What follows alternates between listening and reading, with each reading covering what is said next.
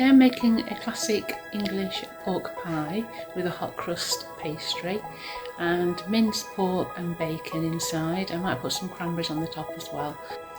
So I'm using this pastry recipe. It's called a hand risen pork pie. This, if you want to pause the screen, will give you the recipe and ingredients.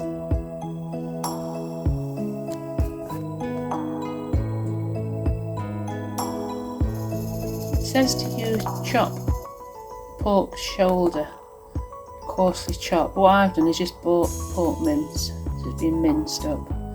You could buy pork mince, and also you could add some chopped pork in it as well to make it more chunkier. It's nice to have a bit of texture as well, but this is just what I've got. So this is what I'm going to try and use. I've not made a pork pie for some time, so I'm going to try this recipe. This recipe was taken from A Perfect Day for a Picnic by Tori Finch. In a bowl I have put 480 grams of strong plain flour. Then in the saucepan I've put 5 tablespoons of water, and I've put 60 ml of milk and 180 grams of cubed lard. I'm melting it all down in the pan so it becomes all liquid. And a good pinch of salt into this. You can put pepper as well, which I will do. And also it does say to put some kind of herbs in. I'm going to put nutmeg and mace in and ground black pepper. And it said you can actually use thyme leaves as well, chopped in. I've not got any thyme leaves because it's winter now. They've all gone a bit wet outside, so I might have to use some dried thyme.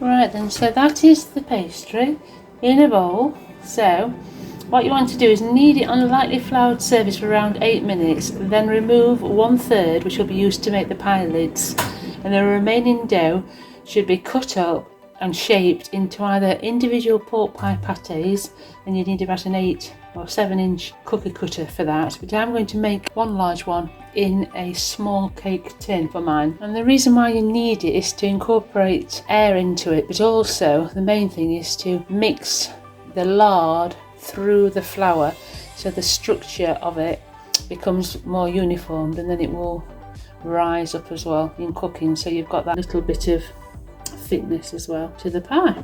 Right, now wrap it up in cling film and let's get it in the fridge overnight to chill right down, and then we'll start again tomorrow.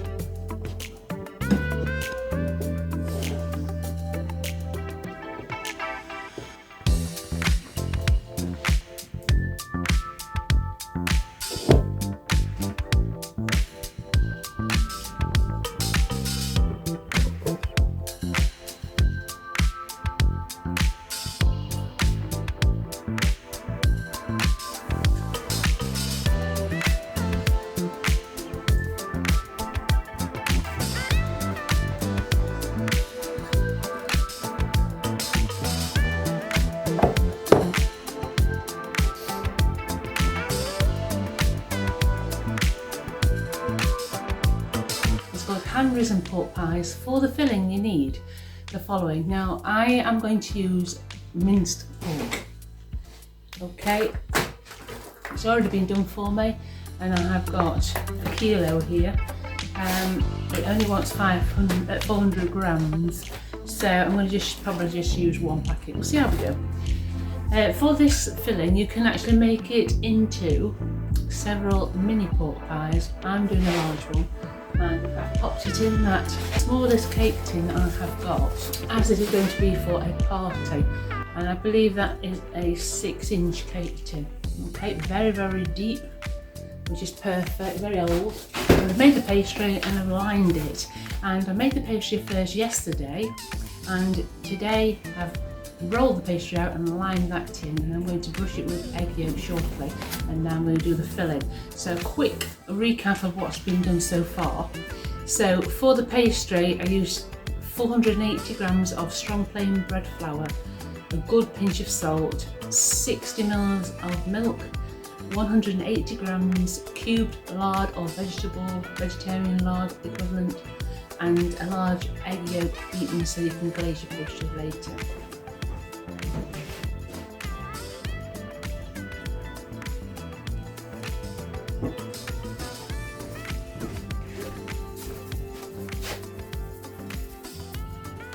I haven't got any fresh herbs for this, so use what you have. And then mix it all up and get everything incorporated evenly.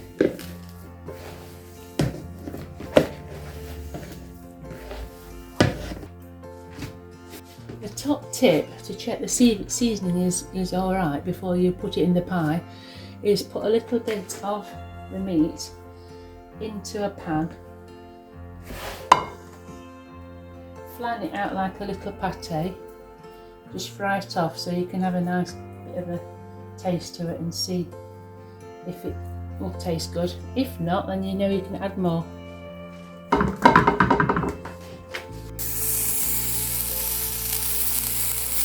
Right then, I've cooked a little bit and just going to add a little bit more salt and pepper, and then we're going to get it packed into the pastry case.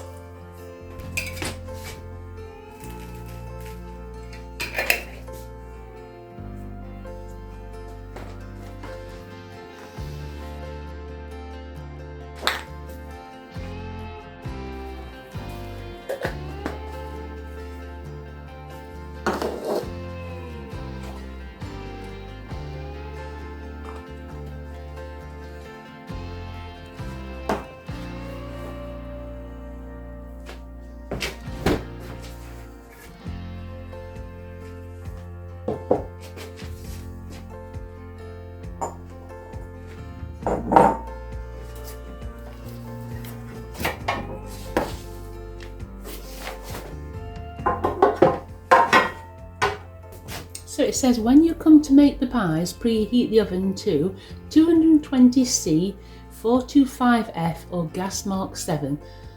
Okay, pop all the mixture into the pastry, pop the lid in and gently press the lid down over the pies or pie, using your finger and thumb to gently crimp the sides of the wall and lid together all the way around, making sure the pastry is sealed completely, and then give it an egg wash.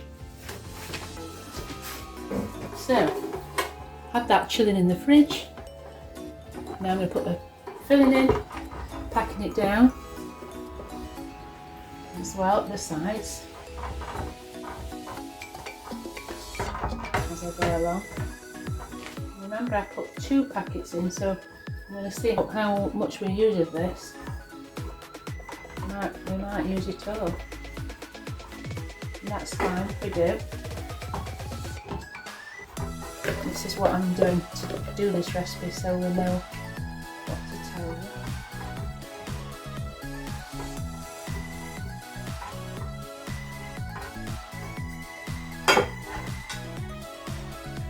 What I'm doing is from the middle, I'm using the fork to really push it to the edges. Obviously that's making a hole in the middle at the minute, but what it's doing also is pushing it out, hopefully, so there's no air bubbles around the sides. So I've poked it right up to the edge. There's probably about a centimetre gap around the top, all round on the top of it. And now for the lid. And I've rolled the pastry out bigger than the lid. Let's crack an egg. It says egg yolk.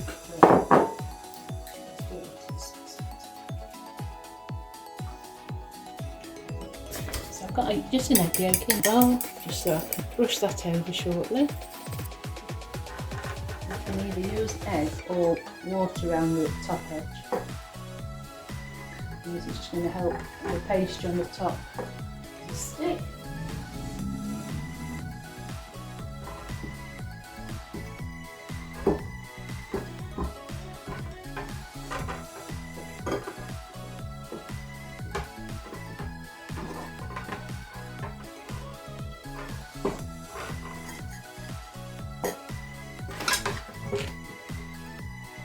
You can see.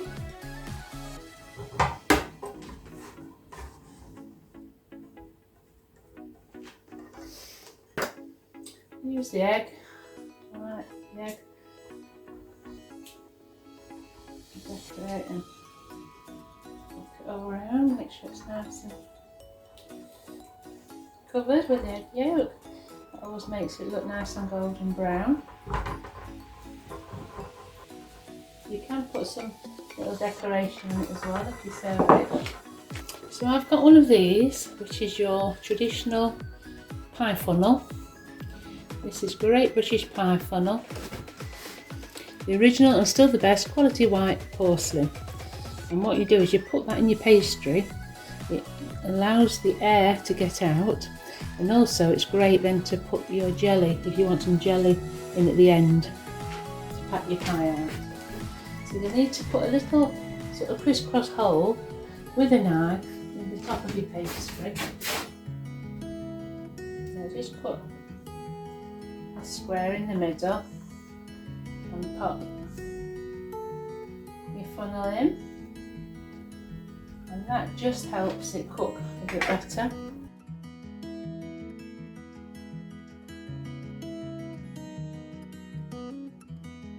And then we're going to put it in the oven, and this is going to take about 2 to 2.5 hours cooking, and we shall show you it later when it comes out all nice and cooked.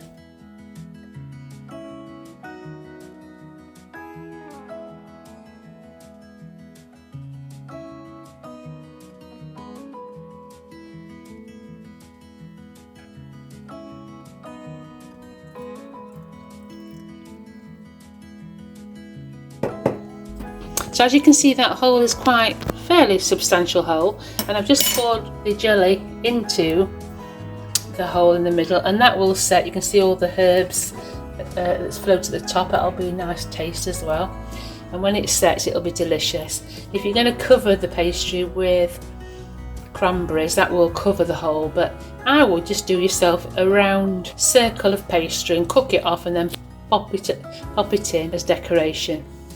Right, so I'm going to try and get this pork pie out, which is quite a challenge, I must say. And now what I've done is I've had to use a knife and go all the way around the sides as best I can to get this out. I made sure I put a lot of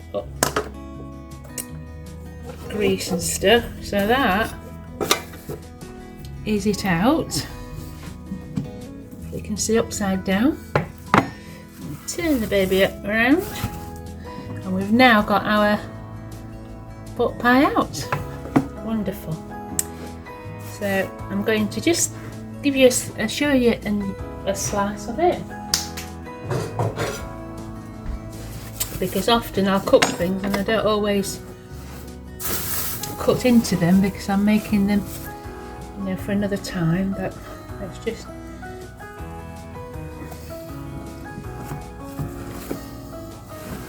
a nice piece for you so you can see how it's turned out.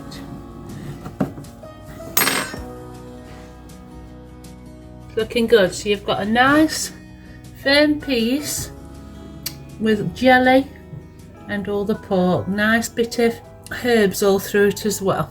That's going to be gorgeous. And that's your pork pie. Nice bit of jelly. That is great for parties, especially if you have a large size pork pie as well. So enjoy if you make it. Thanks for watching. Please give this video a like and subscribe. It really means a lot and it will help build my channel. Thanks so much again. Take care now. Bye bye.